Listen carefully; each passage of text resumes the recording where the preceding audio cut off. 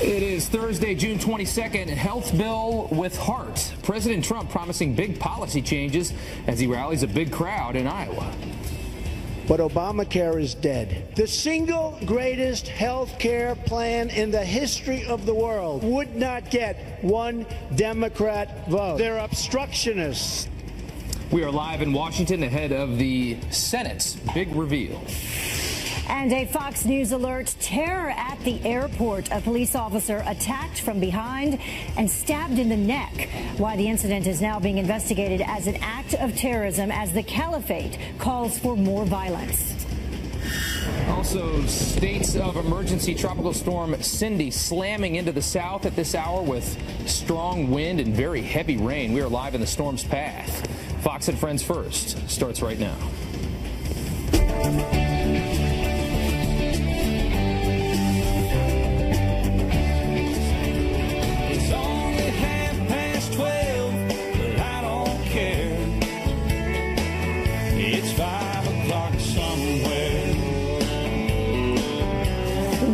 It's going to be clear skies here in New York City, but not so much in other parts of the country.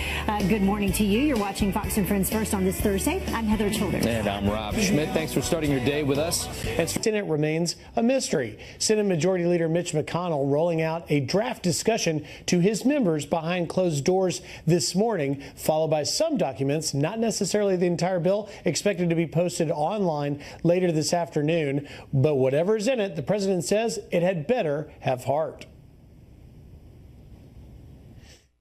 You know, I've been talking about a plan with heart. I said, add some money to it. A plan with heart. But Obamacare is dead. If we had even a little Democrat support, just a little, like a couple of votes, you'd have everything. In some of what we may expect, according to unconfirmed leaks, rolling back Medicaid, repealing Obamacare taxes, and cutting funding for Planned Parenthood. Now, Democrats are blasting the secretive legislative process of this rollout. Senate Minority Leader Chuck Schumer taking aim. Why is it my Republican friends have resorted to such secrecy? There's only one reason. They are ashamed of their bill. If my Republican friends believed it was a good health care bill, one that actually lowered costs and improved care and helped more Americans afford insurance, they'd be preaching it from the mountaintops. But Congressman Mark Meadows of the House Freedom Caucus says now is the time. The president is working harder than we are, and that's part of why we've said, now is the time. Americans want results. We want results, and it's about making decisions and getting serious about the president's agenda. So only time will tell what's in this bill, the details, but in this current state of leaks in Washington, Rob and Heather, we may find out sooner rather than later. Yeah. Big day here. People very excited last night, though. Yeah, big rally. Especially the girls chomping the gum behind him. I think we're going to go into that a little bit more a little bit later. Yeah. Thanks, all right, Griff, thanks so much. Okay, President Trump also making his first public pitch to install solar panels on his proposed border wall with Mexico. We're thinking about building the wall as a solar wall, so it creates energy and pays for itself. Mexico will have to pay much less money, and that's good, right? All right. Construction of the wall expected to begin in the spring of 2018. In the meantime, President Trump back with the people, and Fox News politics editor Chris Stirewalt says that is exactly where he belongs. This was what I call the campaign greatest hits remix. You bring it back out, and it was the late campaign Trump, even better, because it was after he got on prompter a little more message discipline, let himself have his flights of fancy and do the comedy part that keeps the crowd engaged and all of that stuff. My question for the White House is, why don't you keep him out there? Yeah. Why don't you have one of these every fortnight? Why don't you do these a few times a month?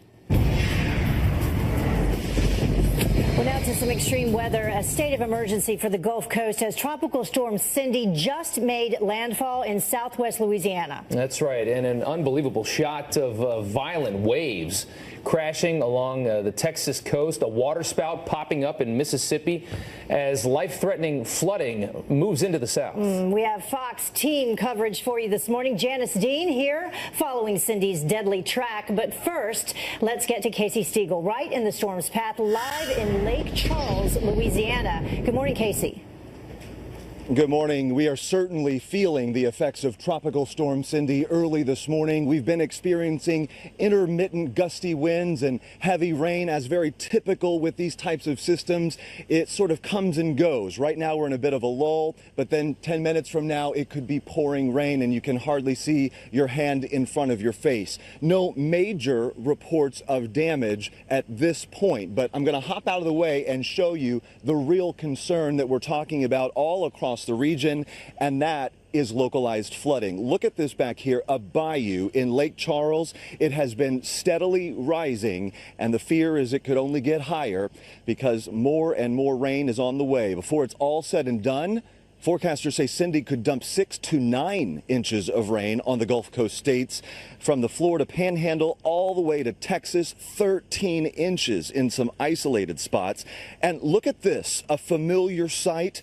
People using kayaks and boats just to navigate some of the flooded streets here in Lake Charles, Louisiana, taking it all in stride. Now, east of here, in and around New Orleans, more of the same. Blinding rains producing significant flash flooding, forcing residents to seek higher ground.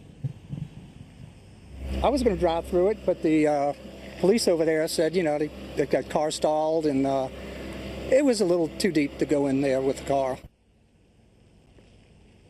Now, Alabama and Mississippi also impacted. In fact, some of the heaviest rainfall could happen in Alabama, Mississippi. The governor of Alabama has declared a state of emergency. In neighboring Biloxi, Mississippi, a rare image, amateur video showing a water spout. In fact, Cindy has spawned several of those in Florida, also some tornadoes. So we're dealing with a very widespread threat here, flooding, potential tornadoes, heavy winds, and unfortunately, the worst is potentially yet to come as Cindy continues to push inland and make landfall.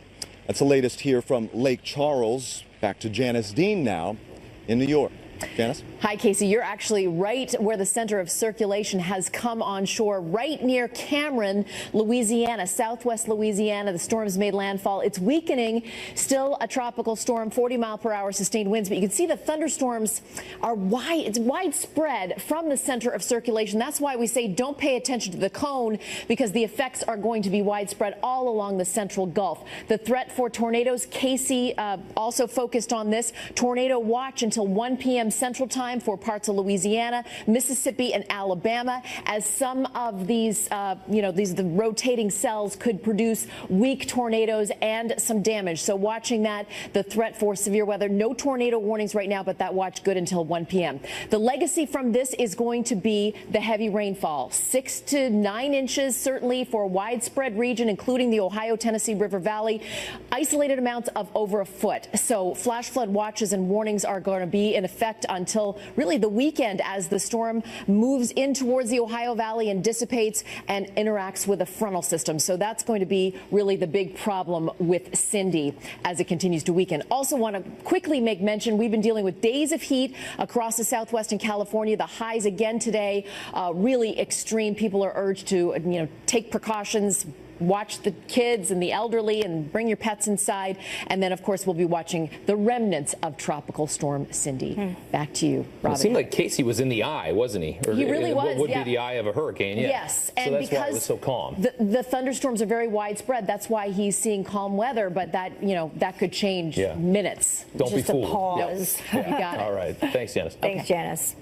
Well, some other stories are following this Fox News alert for you. The hunt for answers intensifying as the FBI investigates the stabbing of a police officer at an airport in Flint, Michigan, as an act of terror. Yeah, police say the suspect shouted Allahu Akbar before plunging a 12-inch hunting knife into that officer's neck. Jackie Ibanez joins us now with what we're learning about this attack. Jackie. Hey, good morning, Rob and Heather. Pure panic unfolding at Bishop International Airport in Flint, Michigan, packed with people. Witnesses say the suspect, Amor Fatoui, was screaming Allah Akbar as he entered the terminal with the 12-inch knife similar to the one you see there on your screen on the right-hand side, ambushing Lieutenant Jeff Neville from behind, repeatedly stabbing him in the neck and back. The feds calling it an act of terrorism, saying he had hatred toward the U.S. He spent a little time in the restroom, dropped both bags and came out, pulled out a knife, yelled Allah Akbar, and stabbed Lieutenant Neville in the neck. He continued to exclaim Allah, and he made a statement something to the effect of, "You have killed people in Syria, Iraq, and Afghanistan, and we are all going to die." Authorities say the suspect, originally from Tunisia, legally entered the U.S. from Canada about a week ago on June 16th, traveled from New York to Michigan, where the violent horror scene played out. Lieutenant Neville was rushed to the hospital for emergency surgery. He is in serious but stable condition this morning. Authorities raiding Fatoui's apartment in Canada, taking 3 people into custody for questioning. Fatoui is facing several charges and will face a judge next Wednesday for a bond hearing. Back to you guys.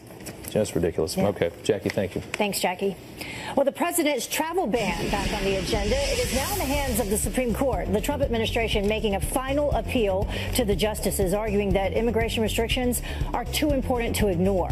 And they want the high court to halt lower court rulings blocking the president's executive order. Now, that bars travelers from 6 Muslim-majority countries from entering the U.S. The Supreme Court meets today for their last scheduled conference before the summer recess.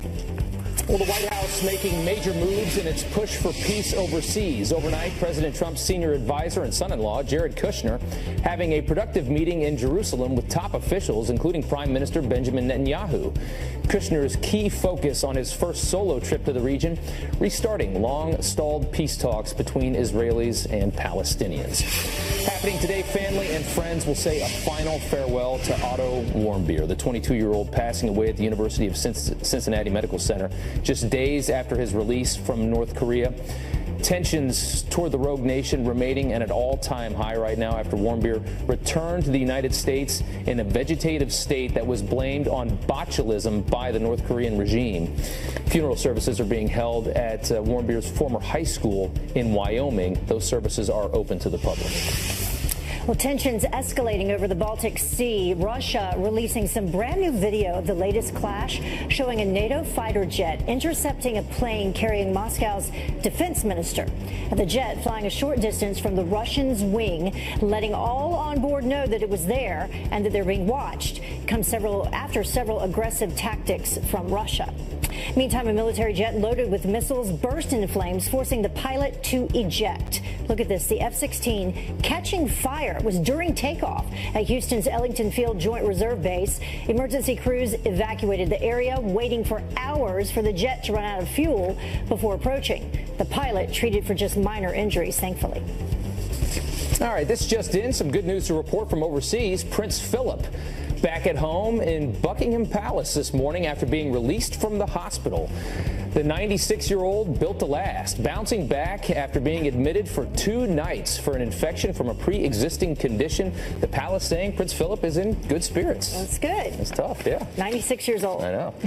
Well, the time now is 12 minutes after the top of the hour. A major backlash on the baseball diamond after a team attacks Tim Tebow's religion. How the manager is now responding. It would be a beautiful, beautiful thing if we could get together as 2 parties and come up with that great health care and come up with that great tax deal. President Trump making major policy promises. So what did the people think? Lee Carter here with the brand new Dials. It's coming up next.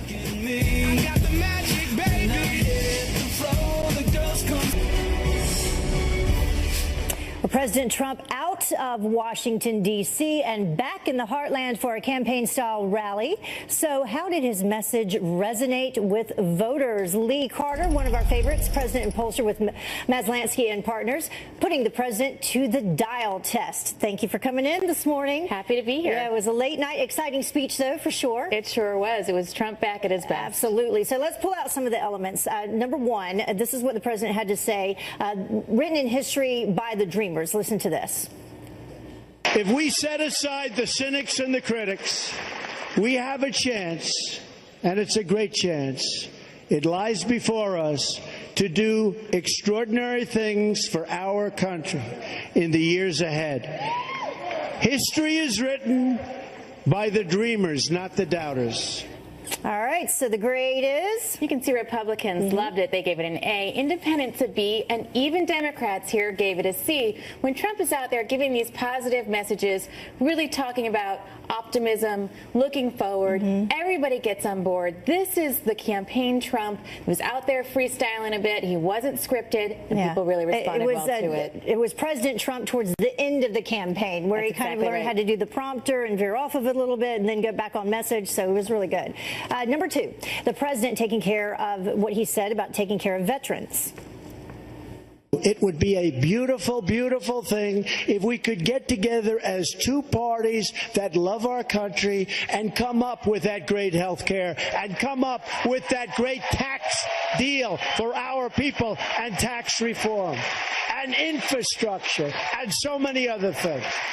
We should actually say that obviously was about both of the parties coming together, and who wouldn't agree with that? Absolutely. You could see there Republicans A+, Independents B+, Democrats even gave this a C.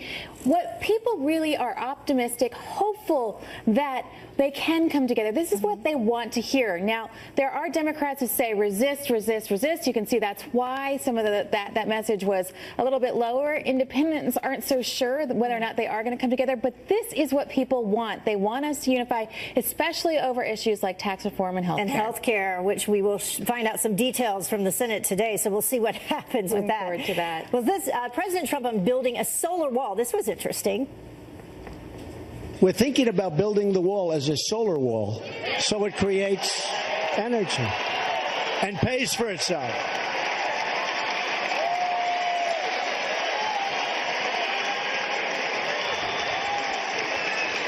And this way, Mexico will have to pay much less money, and that's good. I think it's a good idea. What was the grade? I think Republicans love the idea. They gave it an A. Independents just a B- there. Democrats gave it an F. And that was really surprising to me because they're so supportive of alternative energy. Right. But at best, Democrats interpreted this as a joke. And other people just sort of said, you know what, this is almost mocking us. They didn't take it seriously. Republicans thought it was a great idea. Right. Independents, again, they also really appreciated it.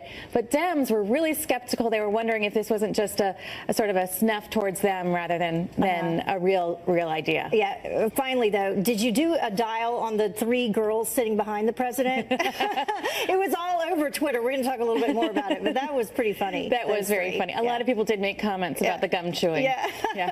Thank you so much, Lee. Appreciate it as always. Great to be here. Rob? All right, ladies, thanks. 20 minutes after the hour now, hundreds of thousands of car seats being recalled because they could choke your child. What you need to know to keep your kids safe. And another day of testimony and still no evidence of Russian collusion. This one came from a former Obama staffer himself. What happened yesterday? No evidence that through cyber intrusions, votes were altered or suppressed in some way. And we're also going to have what Kellyanne Conway has to say about this. Also, campus controversy. The college professor who suggested Congressman Scalise should have been left to die because he's white. Let's listen up to this. Hundreds of thousands of car seats being recalled this morning because they could choke your child. Tracy Carrasco from our sister network, Fox Business, here with what every parent needs to know. Good morning, Tracy. Good morning, guys. Now, if you own a Britax Be Safe car seat, you should check to see if it's part of the company's latest safety recall covering chest clips for more than 200,000 safety seats. Britax recalled the clips of the Be Safe 35, the Be Safe 35 Elite, and the Bob Be Safe 35 car seats after finding that the chest clip could break, posing a choking hazard, increasing the risk of children. Now, no reports of any kids choking. Britax says that it will inform car seat owners of the recall and will provide a free replacement clip. Yikes. Important to know about that, for sure. It certainly is. All right, let's talk about President Trump already looking at the re-election of 2020, huh? Yeah, that's right. You know, it's never too early to start talking about the next presidential election. President Trump's campaign will hold its first fundraiser since the 2016 election next week at the president's Washington, D.C. hotel. The event next week is hosted by RNC Chairwoman Ronna McDaniel and National Finance Chairman Steve Wynn. It will be for larger donors, according to a member of the Trump fundraising team. The president officially kicked off his re-election campaign on Inauguration Day by filing Federal Election Commission paperwork, which was the earliest filing of any sitting president. Is that a surprise? Yeah, maybe some strategic planning there. Exactly. So let's talk about George Clooney, though, cashing in big from tequila. That's right. George Clooney's tequila business is about to make him a lot of money, maybe even more than being an actor. We're talking up to $1 billion. He's selling his Casamigos tequila brand to Diageo, the owner of Johnnie Walker, Smirnoff, and Ciroc. The liquor giant will pay $700 million for Casamigos up front, with the option of adding an additional $300 million based on the band's performance over the next 10 years. Clooney launched the brand with two partners in 2013 and says he plans to stick around after this sale closes. He's had a big month. He just had twins, too. So. Yeah. And that tequila is the best tequila I've ever tasted, and he's an awesome actor, but he's certainly loving capitalism for a very liberal guy out there in Hollywood. Yeah, he did that with Cindy Crawford's husband. Yeah, by the way. Gerber. Yeah, exactly. And it's great tequila. All right, Tracy, thanks so much. Thanks, Tracy.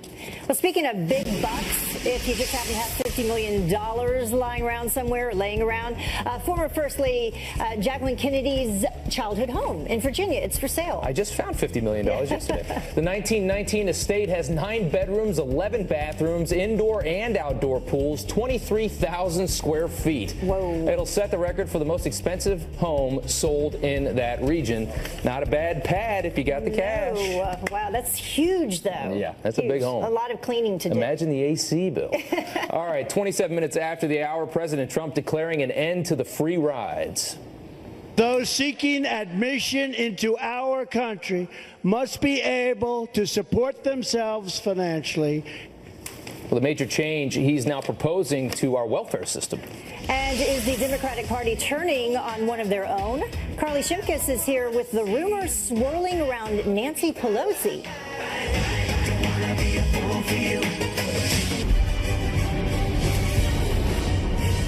President Trump taking a victory lap, rallying thousands of supporters in Iowa. It was a big night for him. Good morning to you. You're watching Fox and Friends First, and I'm Heather Childers. And I'm Rob Schmidt. 30 minutes after the hour, the president making major policy promises. Let's get right to Griff Jenkins live with more from last night's big rally. Hey, Griff. Hey, Rob and Heather. Senate Republicans are unveiling their plan to repeal and replace Obamacare just hours from now. But what's exactly in it remains a mystery. After weeks of a secretive legislative process, Senate Majority Leader Mitch McConnell is rolling out a draft discussion to his members behind closed doors this morning, followed by some documents, not the entire bill, expected to be posted online later today. But whatever's in it, President Trump says Democrats are going to vote against it no matter what.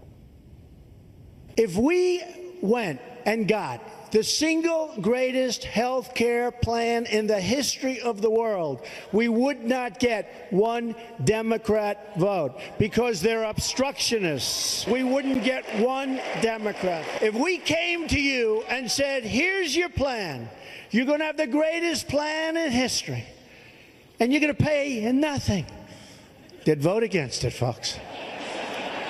Every single vote. This plan expected to be more moderate than the House version already passed, but some of what we may expect, according to unconfirmed leaks, rolling back Medicaid, repealing Obamacare taxes, and cutting funding for Planned Parenthood. Democrats are blasting this secretive process. Senate Minority Leader Chuck Schumer says they're ashamed of it. Why is it my Republican friends have resorted to such secrecy? There's only one reason. They are ashamed of their bill. If my Republican friends believed it was a good health care bill, one that actually lowered costs and improved care and helped more Americans afford insurance, they'd be preaching it from the mountaintops. So eventually we'll find out, guys, what's in it. Republicans hope to vote on it by July 4th. Huh. Yeah. Nobody knew what was in Obamacare either. Exactly what Nancy Pelosi said, let's right? not talk about that, Read it later. Mr. Schumer. All right. Thank you, Griff. Thanks, Griff. Well, another sign of failure, though, for Obamacare, the nation's second largest health insurer officially pulling out of exchanges in the Midwest. Anthem citing a volatile market for their decision to end their agreement in Indiana and Wisconsin next year. Instead, they plan to offer an off-exchange medical plan in 5 counties across Indiana and 1 in Wisconsin. All right, another testimony about Russia's alleged interference in the election, and yet still no evidence of collusion with the Trump administration. Former Homeland Security Chief Jay Johnson admitting that the Russians did not change any votes. Is that still your opinion that with respect to the 2016 election, that the intrusions or attempted, whatever it is, Russians or others did not affect the actual voting itself? Based on everything I know, that is correct. I know of no evidence that through cyber intrusions, votes were altered or suppressed in some way. Well, Johnson also says he tried to save the country from cyber attacks, but state election officials feared a federal takeover of the process. Well, that brings us to Look Who's Talking. And this morning, Kellyanne Conway, senior advisor to the president, saying the more the media focuses on Russia and collusion, the more it's driving the American people away. During the campaign, I used to say that there's this total disconnect between what Americans are telling us is important to them and what they're being told is important to them. And I see it again now that he's president. The media and the Democrats have this Russian concussion, and they've lost like the muscle memory to be able to function in any other way to talk about anything he's doing. But that doesn't mean the people don't see it. Like that Russian concussion. Well, in just a few hours, President Trump's Navy Secretary nominee is expected to get grilled by the Senate. Now, Richard Spencer will stand before the Armed Services Committee.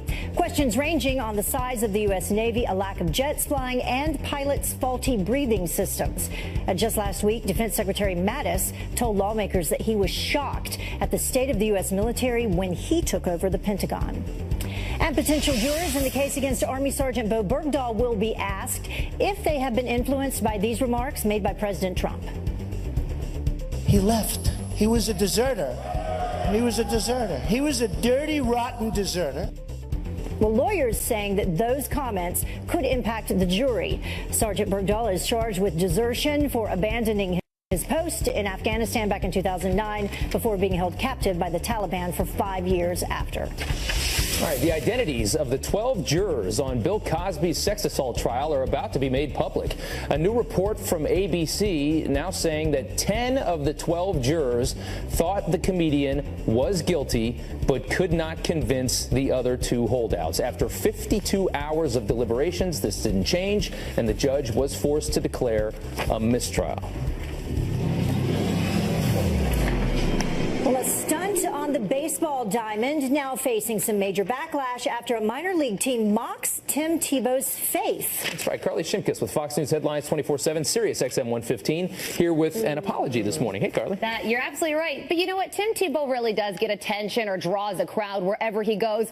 So you know there's going to be some heckling when he steps onto the baseball field. But one minor league team is being accused of mocking Tim Tebow's Christianity. Take a look at this. The Charleston River Dogs mascot had the Bible verse John 3:16 written in eye black, which is something Tim Tebow used to do during his college days. The mascot was also seen Tebowing or pretending to pray on the sidelines, also made famous by Mr. Tebow himself. And then the River Dogs also played the Hallelujah chorus over the loudspeaker every time Tebow went up to bat.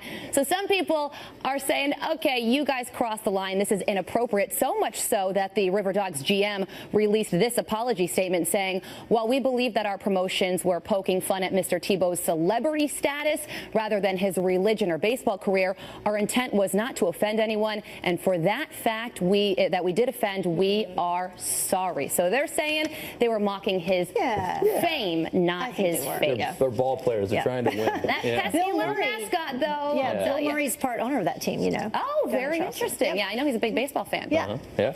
So up next, Nancy Pelosi, she is under fire again. Sure is. Well, what happens when a company is, going under? You blame the leadership. It's the boss's fault. So after that big loss in Georgia, some Democrats are saying their own party needs new leadership. And it's not just folks in Washington.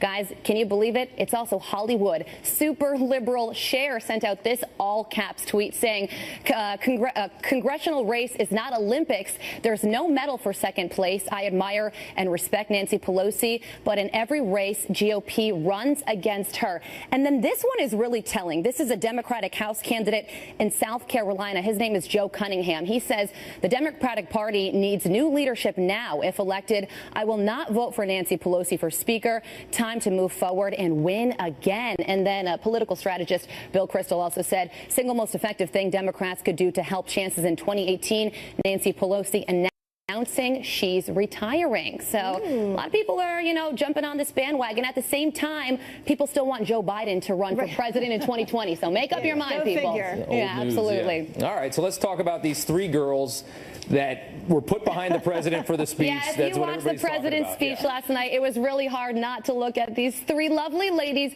standing behind him. The president broke some news last night talking about that solar power border wall and everything, but these three ladies stole the spotlight on social media for their selfie taking and gum chewing. This person says to the girl sitting behind President Trump at the rally taking selfies, please contact me on Twitter. So maybe he wants to hang out with her. And then Toad on Twitter says, my dad called me to tell me about the pretty girl who was chewing gum behind Trump. And then another tweet from Katie saying the girl taking selfies behind Trump during rally today had me dying. So, they got all the attention. Cash in on that and get a contract with like Juicy Fruit or something. Exactly. It's not a coincidence that these pretty people always end up behind the president. I think you're absolutely right about that. Carly, thanks so much. Thanks, Carly. Well, the time now is about 20 minutes until the top of the hour. And Congressman Trey Gowdy, he says that Loretta Lynch has some explaining to do. I would love to hear her explanation. I did it for 2 decades. We never referred to it as matters. And the answers that he's now demanding. And with the tension rising between Vladimir Putin and President Trump, do Democrats still have a case for collusion between these two in last year's election? We're asking one, and that's coming up. Loretta Lynch has some splaining to do. Republican Congressman Trey Gowdy now demanding answers from the former Attorney General as to why she asked former FBI Director James Comey to call Hillary Clinton's private email server investigation a matter. I would love to hear her explanation of why she wanted to call an investigation a matter. I did it for 2 decades. We never referred to it as matter. So I don't know what her point was, although I think I do know what her objective was. Well, the South Carolina Congressman implying that the word choice was political in nature. Well, Congressman Steve Scalise now upgraded from serious to fair condition. That's some good news after being shot in the hip during baseball practice last week. A Capitol Police officer, Crystal Griner, also who took a bullet while coming to his defense, just released from the hospital, throwing the first pitch at the Congressional Women's Softball game. That was awesome to see. And the FBI now saying that they found a second laptop, more than 200 rounds of ammunition, and rifle parts in a storage unit in Alexandria belonging to the shooter, James Hodgkinson. All right, a college professor under fire for suggesting that Congressman Steve Scalise should have been left to die because he's white. Fox News radio host Todd Starnes has more on the disgusting post in his 1-minute commentary. Todd, please explain. Well, look, our nation's colleges and universities have become infected with an ugly strain of racism and bigotry and, quite frankly, pure evil. At Trinity College in Connecticut, Professor Johnny Eric Williams is causing a national outrage after he posted a series of Facebook and Twitter messages condemning white people, called them inhuman. He also shared a vile essay published on Medium.com. Now, that essay suggested first responders to last week's congressional shootings should have let the lawmakers effing die. Trinity College called the professor's postings reprehensible, but not apparently a fireable offense. The professor told a local newspaper the controversy is really about free speech and academic freedom. No, it's not. It's about human decency. Ironically, the professor teaches on race and racism, and based on his Facebook messages, he must teach a graduate-level course. The outrage has been so severe, the college had to shut down over safety concerns. Look, violence is never an acceptable response to this sort of vile sputum, and neither is letting someone bleed out on a baseball field just because he's a white guy. From Trinity College. Yeah. Good Talk question. about irresponsible speech. Hey, congratulations on the new radio show, by the way. Thanks, Heather. Appreciate You're that. welcome. All right, Todd, thanks so much. We'll be right back.